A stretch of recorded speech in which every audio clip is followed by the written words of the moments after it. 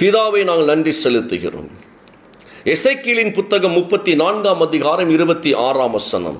எசேக்கியேல் 34 26 வசனத்தை வாசிக்கின்ற பொழுது, நான் அவர்களையும் என் மேட்டின் சுற்றுப்புறங்களையும் ஆசீர்வாதமாக்கி ஏற்ற காலத்திலே மழையை பெய்ய பண்ணுவேன்.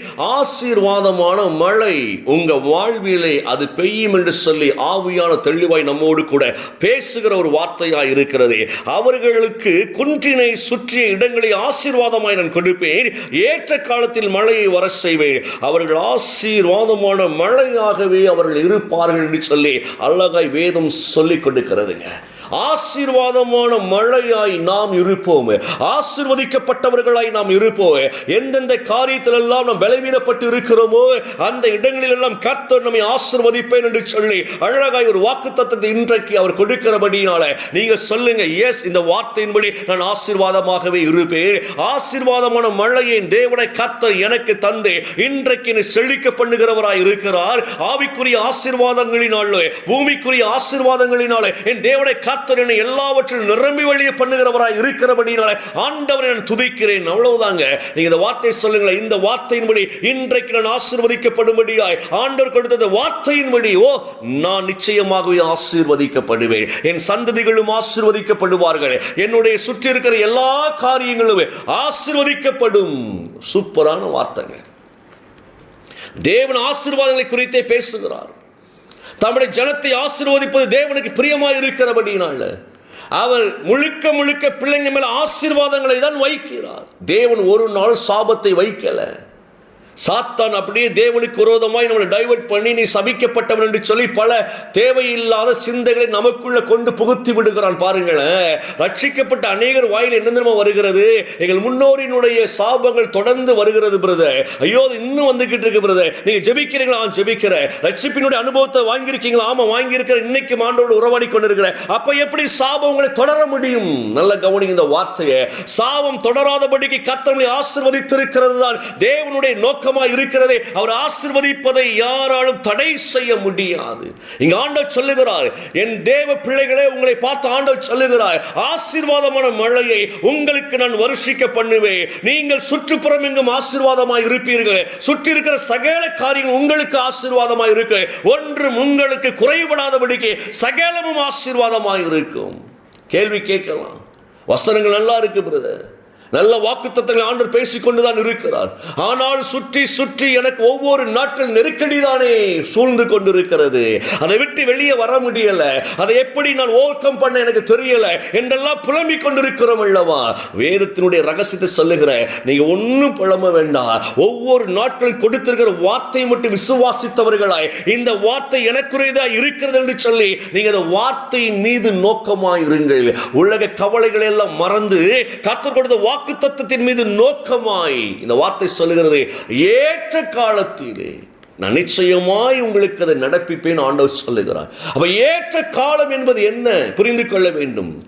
ஏற்ற காலம் என்பது என்ன?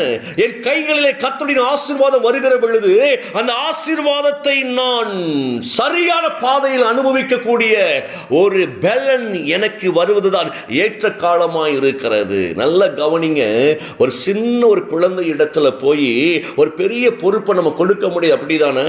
ஒரு பிள்ளைக்கு 2 வயது ஆகிறது, 3 வயது ஆகிறது. அந்த பிள்ளையினுடைய கரத்துல போய் நீ தான்பா இந்த வீட்டை காப்பாற்றணும், நீ தான்பா இந்த வீட்டிற்கு எல்லாத்தையும் செய்யணும், இப்ப போய் வேலைக்கு போறது பிள்ளை வேலைக்கு அனுப்ப முடியுமானா? அனுப்ப முடியாது. நல்ல கவனிங்க. ஒரு குழந்தைக்கு படிப்பின் காரியங்களிலே முக்கியத்துவம் கொடுப்பதற்கு நாம் பிரயாசப்படுவோம். நம்முடைய பிள்ளைகளுக்கு அதனுடைய காரியங்களில் முக்கியத்துவம் கொடுப்போம். படிப்பின் காரியங்கள்ல படித்து முடித்து வேலைக்கு போக வேண்டும். வேலை முடித்த அந்த பிள்ளை நன்றாய் குடும்பத்தை அனுபவிக்க வேண்டும், ஆசீர்வாதங்களை பெற்றுக்கொள்ள வேண்டும், மற்றவர்களுக்கு ஆசீர்வாதமாக இருக்க வேண்டும், சந்ததிகளை பார்க்க வேண்டும் என்று சொல்லி அடுத்தடுத்து ஏற்ற காலங்கள் வருகிற பொழுது அந்த காரியங்களை அது நடப்பித்துக் கொண்டிருக்கும்படியாக ஆண்டவர் உதவி செய்கிறவராய் இருக்கிறார்.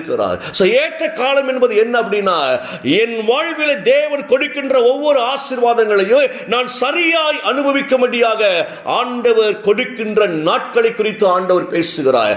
இன்னைக்கு எனக்கு இந்த காரியத்தை கொடுத்தால் அதை சரியாய் நான் நடப்பிப்பேன். தெரியும் ஆண்டவருக்கு. நமக்கு தெரியாத அநேக விஷயங்கள் ஆண்டவருக்கு தெரியும். நம்ம நிறைய நீங்க பார்த்தீங்க அப்படின்னா தேவையில்லாத நிறைய பொருட்களை கூட வாங்கி வாங்கி சேர்த்து கொண்டிருப்போம். அது நமக்கு ஏற்றதா என்று கூட நமக்கு தெரியாது. ஏற்றதா என்று கூட தெரியாது. ஒரு வீட்டை கிளீன் பண்ணுவதற்கு நீங்க முடிவு பண்ணி கிளீன் பண்ணி பாருங்களேன், என்றோ வருஷக்கணக்காய் நம்ம சேர்த்து வைத்து மறந்து போன தேவையில்லாத பொருட்கள் எல்லாம் வீட்டுக்குள்ள நிறைய இருக்கும். அதை தூர போடவும் மனசு வராது, மற்றவர்கள் கொடுக்கவும் மனசு வராது. சேர்த்து சேர்த்து நம்மளும் உபயோகப்படுத்த முடியாத அளவுக்கு அங்கு முழுக்க அடைஞ்சு கிடக்கும். ஐயோ, இவ்வளவு நாட்கள் இதெல்லாம் நம்ம வீட்டில் தான் இருந்துதா அப்படின்னு பார்ப்போம். அதுக்கப்புறம் கூட தூக்கி போட மனசு வராது. இருக்கட்டுமே, என்னைக்காவது ஒரு நாள் உதவுமே. அதுக்கப்புறம் யாருக்கு கொடுக்க மனசு வர, இருக்கட்டும் என்னைக்காவது ஒரு நாள் உதவுமே அப்படின்னு சொல்லி நிறைய தேவையற்ற காரியங்களை சேர்த்து வைத்துக் கொண்டே இருப்போம். அதனாலதான் ஆண்டு சொல்லுகிறார், எப்பா உனக்கு தேவைப்படுகிற பொழுது இந்த காரியம் நிச்சயமாய் நடக்கும். உனக்கு தேவைப்படுகிற பொழுது காரியம் நிச்சயமாய் நடக்கும். ஆண்டு சொல்லக்கூடிய வார்த்தை இதுதான். இதை நான் கொடுக்கின்ற பொழுது அது உனக்கு பிரயோஜனமாய் இருக்கும். அந்த நேரத்தில் உன்னிடத்தில் ஆசீர்வாதங்கள் வந்து சேரும். அப்போ ஒவ்வொரு நாளும் ஆண்டவர் பாருங்களேன், நம்ம எந்தெந்த காரியத்தை ஆசீர்வதிக்க வேண்டுமோ அந்தந்த காரியத்தை ஆசீர்வதித்துக் கொண்டுதான் இருக்கிறார். ஏற்ற காலத்தில் நிச்சயமாய் கர்த்தர் நடப்பிப்பான். இந்த வார்த்தை ரொம்ப அழகான வார்த்தைங்க. மழை எல்லா நாளும் பெய்தால் என்ன ஆகும் யோசித்து பாருங்களேன். எல்லா நாளும் மழை பெய்யுது, டேம் நிறைஞ்சிருச்சு, டேம் திறந்து அப்படியே அவ்வளவு தண்ணி வெளியே வந்து வயல்கள் அழிஞ்சு போயிடும். அப்ப ஏற்ற காலத்துல தேவைக்கு அந்த ஆசீர்வாதங்களை தேவன் தருகிறவராக இருக்கிறார். இந்த மழை என்பது எதை குறிக்க அப்படின்னா, வானத்தின் ஆசீர்வாதங்களையும் பூமியின் ஆசீர்வாதங்களையும் குறிக்கிறதுங்க. உங்கள் வாழ்க்கையில் என்னென்ன காரியத்தில் நீங்கள் எதிர்பார்த்து கொண்டிருக்கிறீங்களோ நிச்சயமாய் தேவன் அதை நடப்பிக்கிறவராக இருக்கிறார். ஆனால் நீங்கள் செய்ய வேண்டிய ஒன்னே ஒன்று என்ன தெரியுமா? தேவ சமூகத்தில் காத்திருக்க ஆண்டவர் அழைப்பு கொடுக்கிறாருங்க. என 1 பேதுருவின் புத்தகத்தை வாசிக்கின்ற பொழுது 5:6 ரொம்ப அழகாய் சொல்லுகிறது. ஏற்ற காலத்தில் தேவன் உங்களை உயர்த்தும்படிக்கு அவருடைய பலத்த கரத்திற்குள் நீங்கள் அடங்கியிருங்கள். எவ்வளவு பெரிய வார்த்தை பாருங்களேன். நிச்சயமாய் உங்களை உயர்த்துகிறவர் அவர், நிச்சயமாய் உயர்த்துகிறவர். ஏற்ற காலம் அப்படின்னா ஒவ்வொரு காரியத்திற்கும் ஏற்ற காலத்தை தேவன் வைத்திருக்கிறார். அதினதின் நாட்களிலே அதினதின் காரியங்களை நாம் அனுபவிக்கும்படியாக தேவன் நமக்கு வழிகளை திறக்கிறார். நாட்களை எல்லாம் குறித்து நடப்பித்துக் கொண்டிருக்கிறார். நல்ல கவனிங்க. அதினதின் காலத்தில் எதை எதை நாம் அனுபவிக்க வேண்டுமோ அதை சரியாய் தேவன் நமக்கு தந்து நம்மை வழிநடத்துகிறவராய் இருக்கிறார். இதுதாங்க ஏற்ற காலத்தினுடைய ஆசீர்வாதம். நம்ம என்ன செய்யணுமா? ஒவ்வொரு நாட்களும் அனுபவிக்கும்படியாக தேவனுடைய கரத்திற்குள் அடங்கி இருக்க வேண்டும். அப்படின்னா தேவனை மட்டுமே சார்ந்து இருக்க வேண்டும். அவர் சகலத்தையும் நன்மையாய் மாற்றுகிறவர். தீமையானாலும் கூட அதையும் நன்மையை மாற்றி தருகிற ஆண்டவர் நம்முடைய ஆண்டவராக இருக்கிறார். கவலைப்படாதீங்க, நீங்கள் உயர்த்தப்படுவீர்கள்.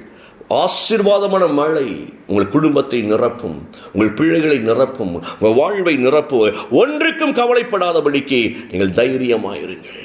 கண்களை மூடி இயேசுவுக்கு சொல்லுங்க, நீங்க நல்ல தகப்பன் ஐயா, இந்த ஆசீர்வாதங்களை எல்லாம் நாங்கள் பெற்றுக்கொள்ளுகிறோம். இந்த ஆசீர்வாதங்களை எல்லாம் நாங்கள் பெற்றுக்கொள்ளுகிறோம். இயேசுவின் நாமத்தில் பெற்றுக்கொள்ளுகிறோம். ஆண்டவரே, இன்றைக்கு பேசப்பட்ட ஆசீர்வாதங்கள் எங்கள் மீது வந்திருக்கிறபடியால் நன்றி செலுத்துகிறோம். பிதாவை பிள்ளைகளை ஆசீர்வதிங்க. இயேசுவின் நாமத்தில் இந்த ஆசீர்வாதங்களை நாங்கள் சுதந்திரித்துக் கொள்ளுகிறோம். ஆமென், ஆமென்.